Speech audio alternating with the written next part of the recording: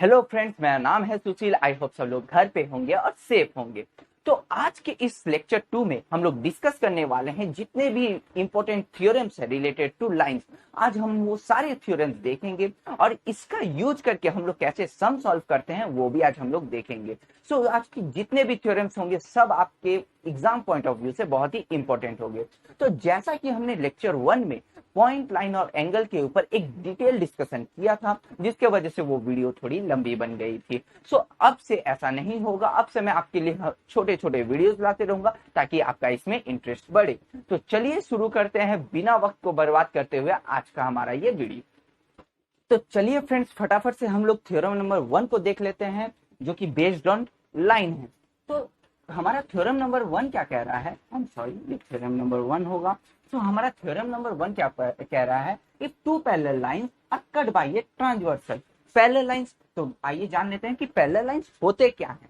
तो जिनको भी पता नहीं है कि पैरेलल लाइंस क्या होते हैं, मैं उनके लिए बता दूं कि सपोज कि मैंने यहाँ पे दो लाइन ड्रॉ किए हैं, ओके, और इन दोनों लाइन के बीच की दूरी सपोज 5 सेंटीमीटर है। मान लेते हैं 5 सेंटीमीटर है। तो जब भी मैं थोड़ा आगे बढ़ा, यहाँ पे इनकी दूरी 5 सेंटीमीटर है। अब मैं जब थोड़ा मिडिल पे आया तो यहाँ पर भी इनकी दूरी क्या है? 5 सेंटीमीटर ही मिली जब मैंने इसे माप के देखा। जब मैं एंड पे आया तो यहाँ पर भी मुझे इनकी दूरी क्या मिली? 5 सेंटीमीटर ही मिली।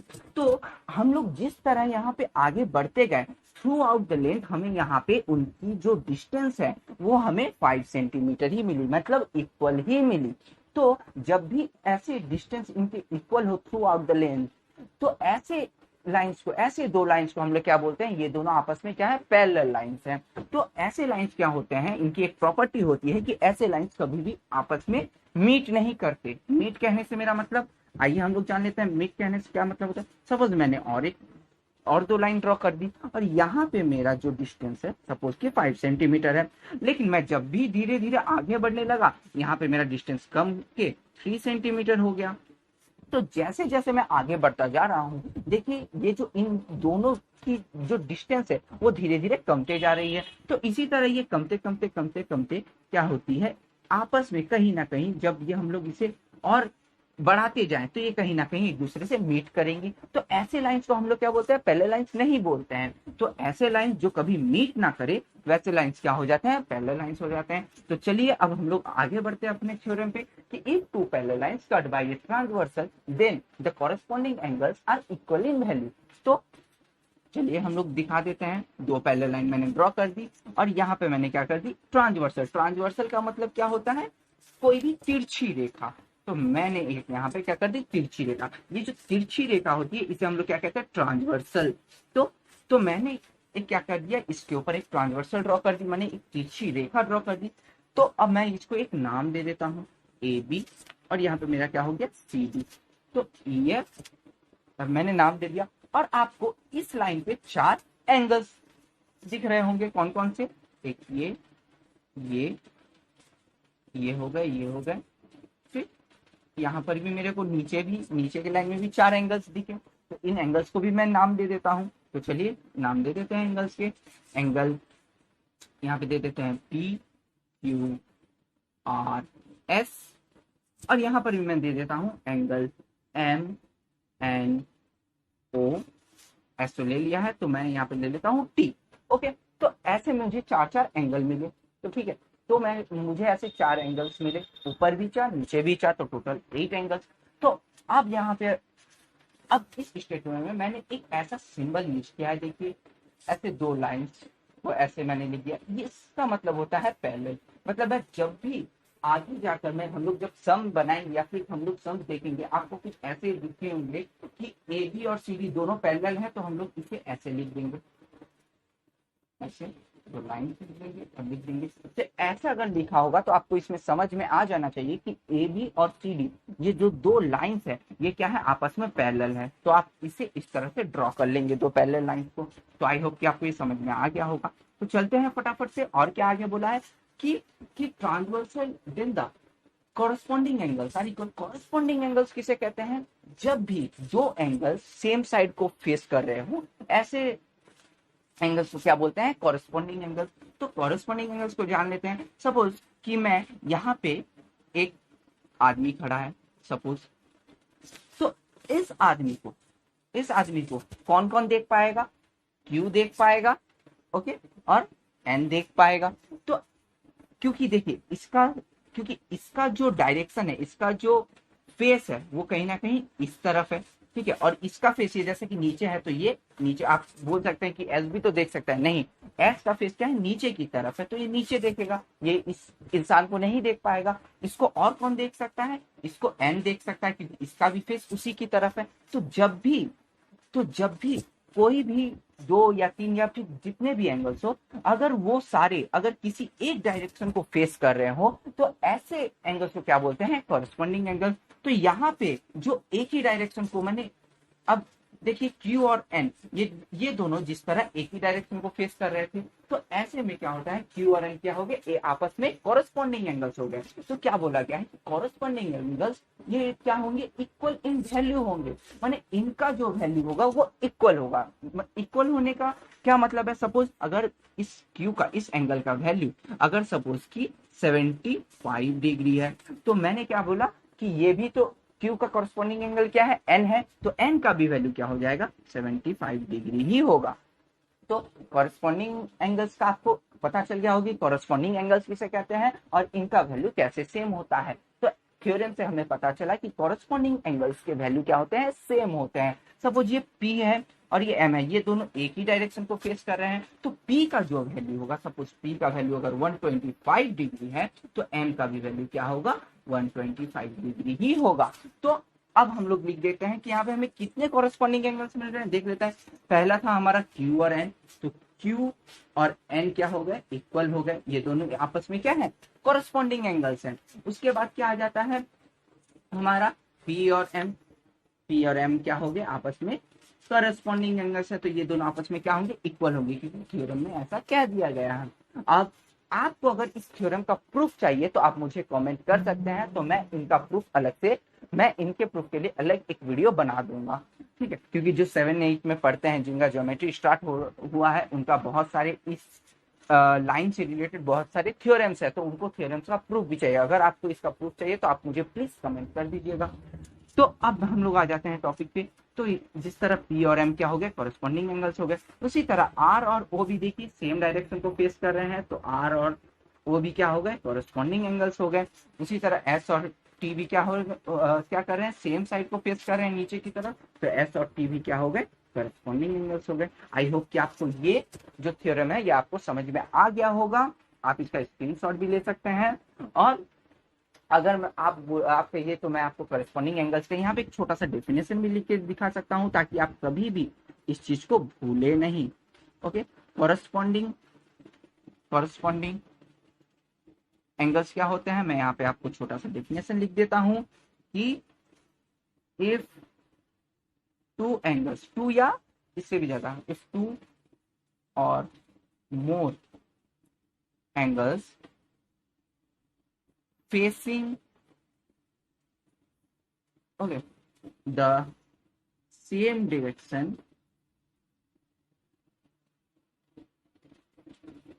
then ये क्या हो गया? कॉरस्पॉन्डिंग एंगल्स हो गए। तो आप ये छोटा सा लिख लीजिए, तो आपको याद रहेगा कि कॉरस्पॉन्डिंग एंगल्स किसे कहते हैं। तो आप इसका स्क्रीनशॉट आप ले सकते हैं। आई होप कि आपको ये थ्योरम समझ में आ गया होगा। तो चलते हैं हमारे नेक्स्ट थ्योरम पे।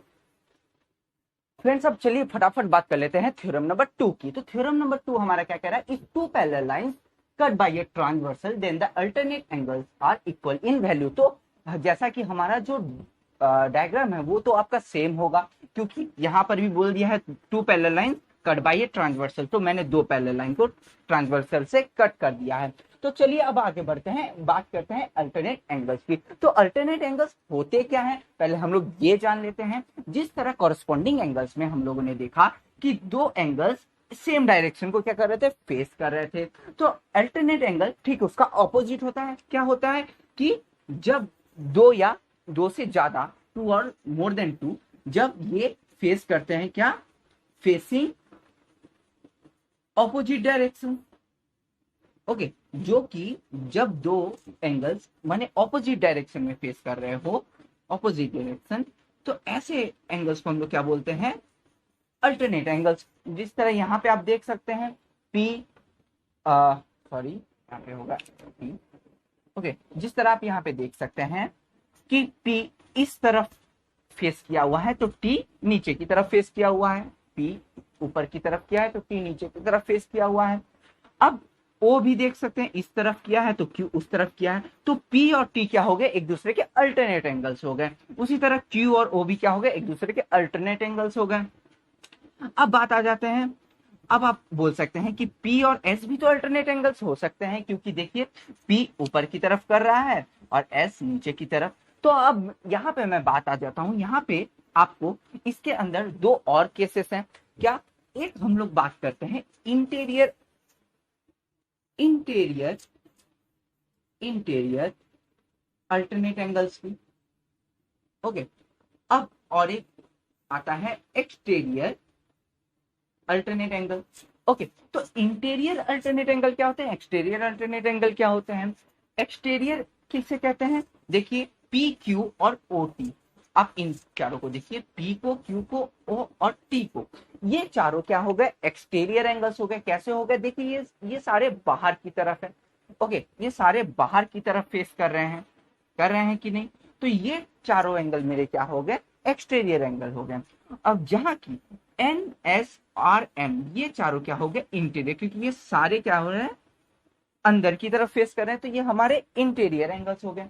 अब हम यहाँ पे क्या करते हैं कि यहाँ पे हम लोग जो बात करते हैं, पहला आता है कि जो इंटीरियर अल्टरनेट एंगल होते हैं वो आपस में क्या होते हैं, इक्वल होता है। अल्टरनेट एंगल तो इक्वल होते हैं, ये हमें थ्योरम से ही पता चलता है। तो इसके अंदर भी जो मेरा पहला केस हो गया, फर्स्ट केस, क्या कि जो इंटीरियर अल्टरनेट एंगल होते हैं, they are what, equal. They are क्या होते हैं, इक्वल। Okay, equally values. तो आइए हम लोग देख लेते हैं इंटीरियर अल्टरनेट एंगल क्या है। तो इंटीरियर, अगर मैं यहाँ पे बात करूं आर की, तो आर जिस तरह, आर तो मेरा एक इंटीरियर एंगल हुआ, तो आर का अल्टरनेट एंगल कौन सा हुआ, आपको पता होगा कि जो ऑपोजिट डायरेक्शन में फेस कर रहा हो, तो आर इस डायरेक्शन में फेस कर रहा है, एन इस डायरेक्शन में, तो आर का जो अल्टरनेट एंगल हुआ वो क्या हुआ, एन हुआ। तो आर का अल्टरनेट एंगल कौन हो गया, एन। मैं यहाँ पे अभी इंटीरियर की बात कर रहा हूँ, अंदर के जितने एंगल्स की वहां मैं उसकी बात कर रहा हूँ। तो सिमिलरली एस का अल्टरनेट एंगल क्या हो गया, एस इस तरफ कर रहा है, एम इस तरफ, तो एस का क्या हो गया, एम हो गया। तो ये दोनों क्या होंगे, इक्वल होंगे। जैसा कि मेरा थ्योरम का है, ये दोनों इक्वल होंगे। इक्वल इन द सेम, अगर अगर ये मेरा 125 डिग्री है तो मेरा एम भी क्या हो जाएगा, 125 डिग्री हो जाएगा, क्योंकि ये दोनों मेरे क्या है, इक्वल हैं। तो सिमिलरली अगर ये मेरा 55 डिग्री है एन, तो आर भी मेरा क्या हो जाएगा, 55 डिग्री ही हो जाएगा, क्योंकि ये दोनों क्या है, इक्वल है। तो मैं सपोज कर लिया, एक वैल्यू पकड़ के मैंने आपको एक एग्जाम्पल दे दी। तो चलिए आप बात कर लेते हैं एक्सटीरियर की। तो एक्सटीरियर भी क्या होंगे, तो हमारे ये आता है केस नंबर 2। तो एक्सटीरियर एंगल्स भी क्या होंगे, इक्वल इन वैल्यू होंगे, इक्वल इन वैल्यू। तो एक्सटीरियर एंगल मेरे क्या क्या हो गए, जैसा कि पी का मैंने क्या कह दिया, पी इस तरफ कर रहा है तो टी इस तरफ फेस कर रहा है, तो पी का अल्टरनेट एंगल क्या हो गया, यहाँ पे मैं अल्टरनेट एंगल लिख लेता हूं। ओके, पी का अल्टरनेट एंगल क्या हो गया, टी हो गया, और ओ का अल्टरनेट एंगल क्या हो गया, क्यू हो गया। ओके, तो आपको अब ये भी क्या होंगे, इक्वल होंगे। ठीक है, अगर आपको इस थ्योरम का प्रूफ चाहिए तो आप मुझे कमेंट कर सकते हैं, तो मैं आपको इसका प्रूफ भी बता दूंगा। तो चलिए, अब आपको इसका सारा मतलब पता चल गया होगा। तो अब बात करते हैं थ्योरम नंबर 3 की। तो चलिए फ्रेंड्स, जैसा कि दिख रहा है थ्योरम नंबर 3, तो पढ़ लेते हैं इसे एक बार। The sum of interior angles of same side of the transversal, the sum of interior angles of same side of a transversal is equal to 180 degree.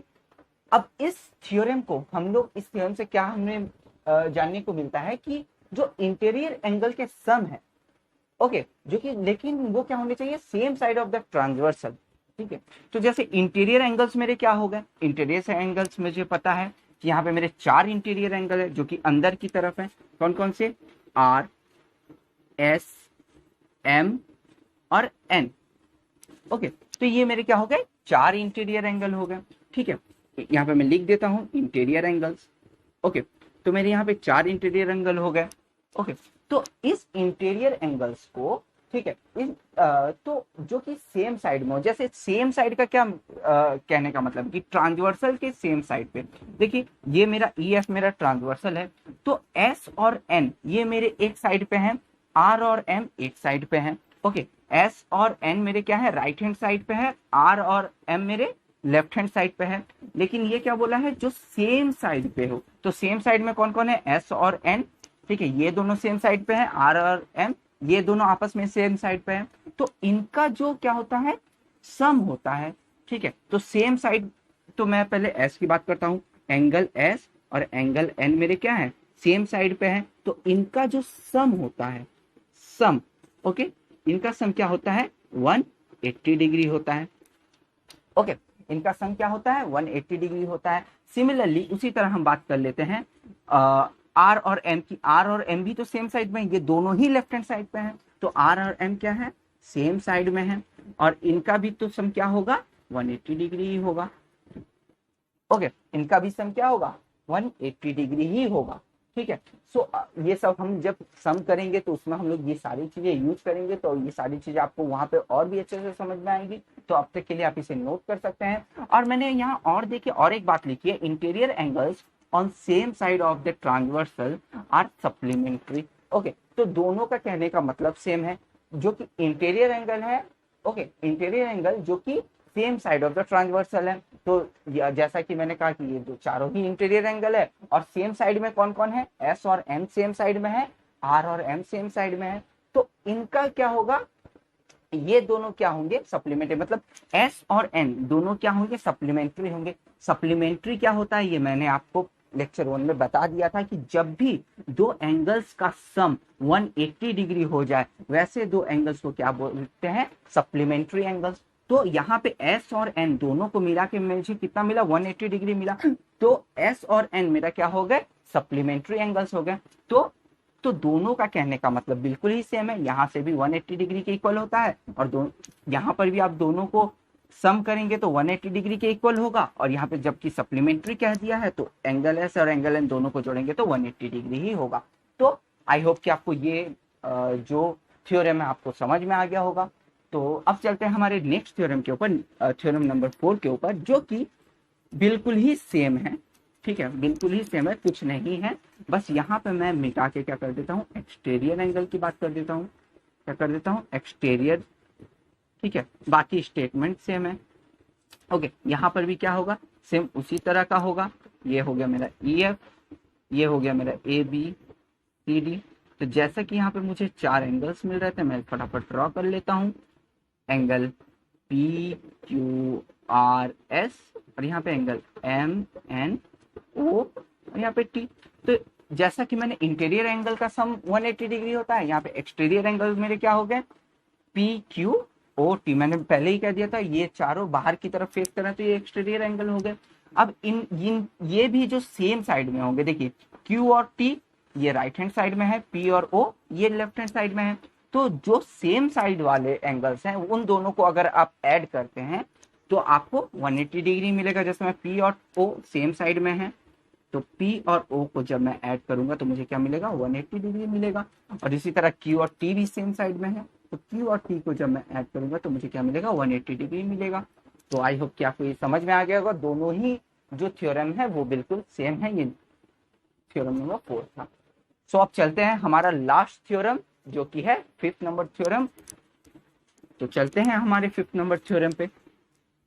तो बात कर लेते हैं हम लोग थ्योरम नंबर 5 की, जो कि अब पैरेलल लाइंस के ऊपर नहीं है, ये थोड़ा सा अलग है। तो क्या कह रहा है थ्योरम नंबर 5, बोल रहा है कि two lines intersecting each other then the vertically opposite angles are equal. तो आइए हम लोग इसे देख लेते हैं कि ये दिखने में कैसा होता है इसका डायग्राम। तो मैंने 2 लाइन ड्रॉ कर दी। ओके, 2 लाइन मैंने ड्रॉ कर दी। अब बोल रहा है, इन लाइन का मैं नाम दे देता हूं ए बी, और ये हो गया मेरा सी डी। तो बोल रहा है कि two lines intersecting each other, 2 line को मैंने क्या कर दिया, इंटरसेक्ट कर दिया। ये आपस में क्या करती है, एक दूसरे को काट रही हैं, intersecting each other. Then the vertically opposite lines, vertical हम लोग किसे कहते हैं, जो भी इस तरह सीधा होते हैं उन्हें हम वर्टिकल कहते हैं। ओके। और हॉरिजेंटल किसे कहते हैं, जो कि इस तरह सोए हुए रहते हैं उसे हॉरिजेंटल कहते हैं।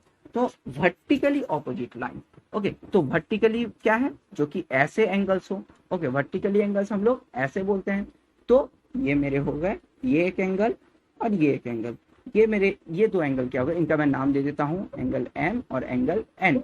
तो एम और एन ये क्या हो गए, आपस में वर्टिकली ऑपोजिट एंगल्स हो गए। देखिए वर्टिकली मैंने जैसे कहा था जो कि ऐसे हो, लंबे में हो, तो देखिए एम और एन ऊपर नीचे है, और ये क्या हो गया, ये क्या हो जाएंगे, और एक दूसरे का ऑपोजिट भी है, ये ऊपर की तरफ फेस कर रहा है, ये नीचे की तरफ फेस कर रहा है।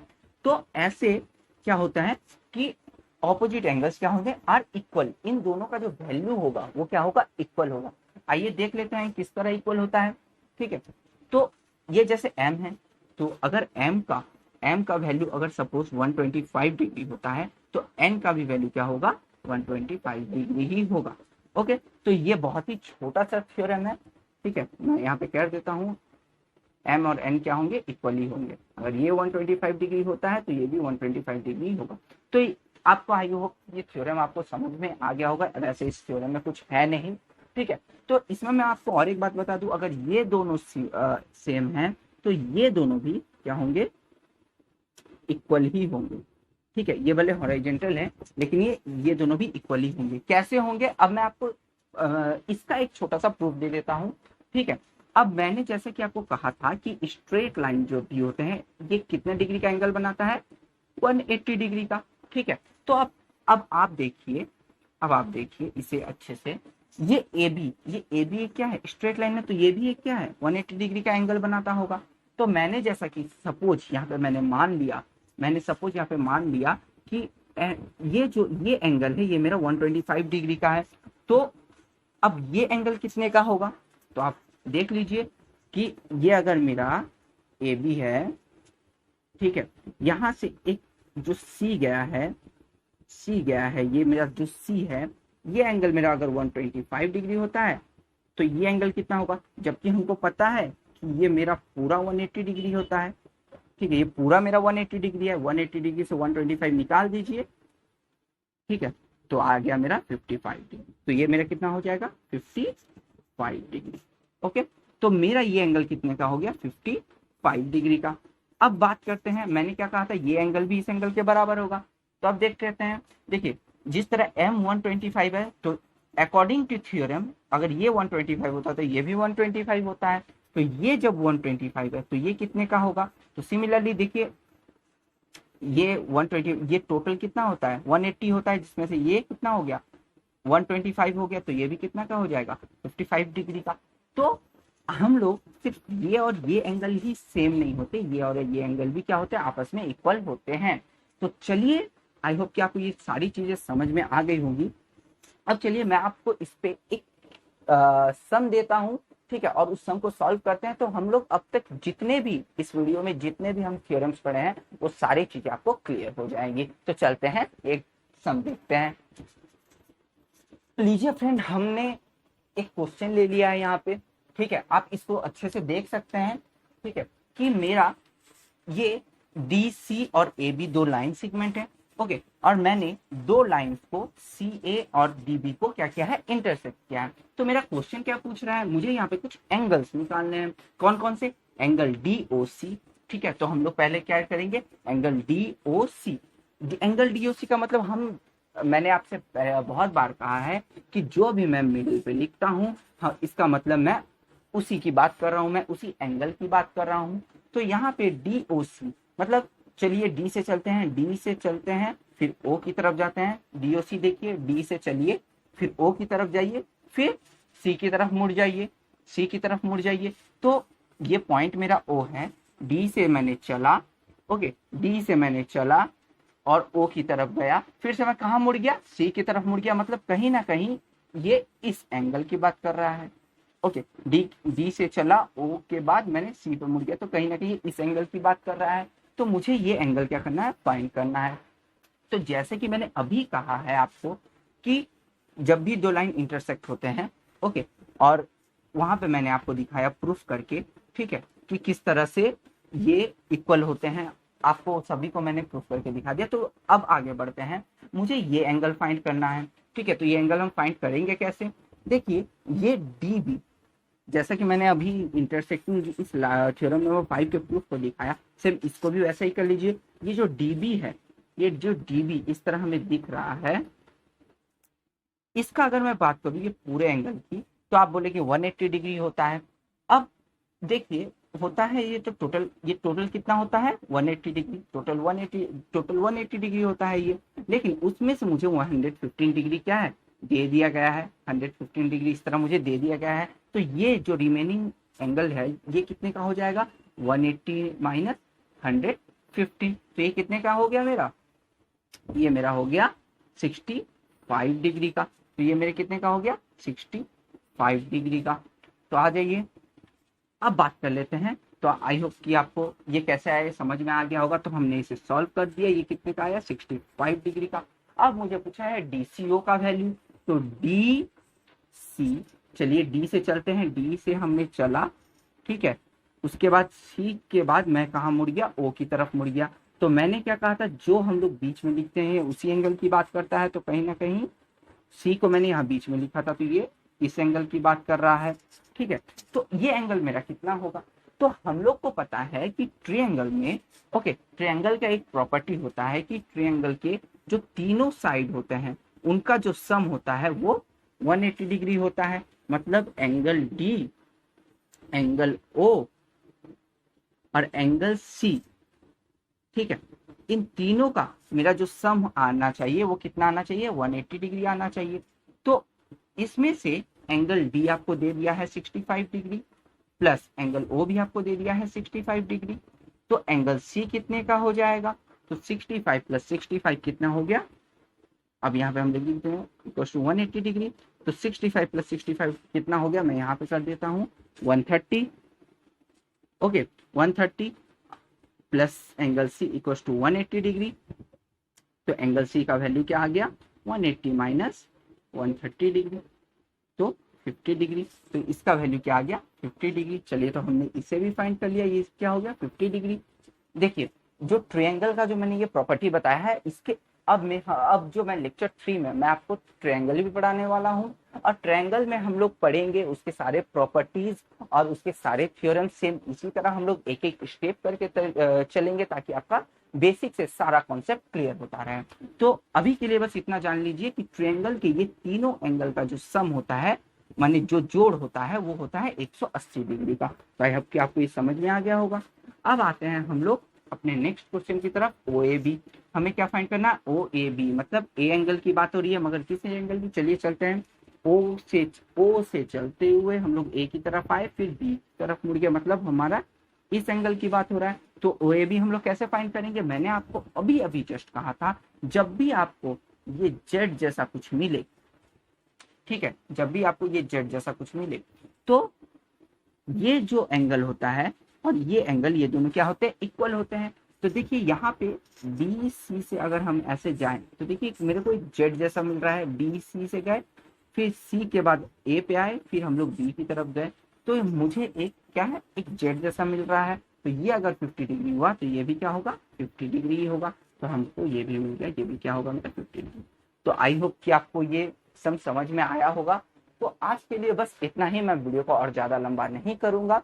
तो अब नेक्स्ट जो लेक्चर है हमारा, उसमें हम लोग देखेंगे ट्रायंगल्स के बारे में, और उस पर हम लोग कुछ ज्यादा सम सॉल्व करेंगे, क्योंकि एंगल्स और लाइंस पे ज्यादा सम्स आते नहीं है, उनका हम लोग एप्लीकेशन देखते हैं दूसरे बड़े बड़े सम्स में। तो अब ट्रायंगल्स में हम लोग जब जाएंगे तो हम लोग कुछ और ज्यादा सम्स करेंगे और कुछ अच्छे से समझेंगे। तो आई होप कि आपको ये वीडियो अच्छा लगा होगा और इंटरेस्टिंग लगा होगा। अगर आपका डर है ज्योमेट्री में, तो इसी तरह हम लोग स्टेप बाय स्टेप चलते हुए ज्योमेट्री का सारा डर खत्म कर देंगे। तो आई होप कि आपको ये वीडियो अच्छा लगा होगा, और अच्छा लगा है तो आप इसे लाइक कर दीजिए, कमेंट कर, और मैंने जैसा कि आपको कहा कि जितने भी प्रूफ अगर आपको देखने हैं तो आप उसके लिए कमेंट कर सकते हैं और अपने दोस्तों के साथ इसे शेयर कीजिए। तो आज के लिए बस इतना ही। Thank you very much.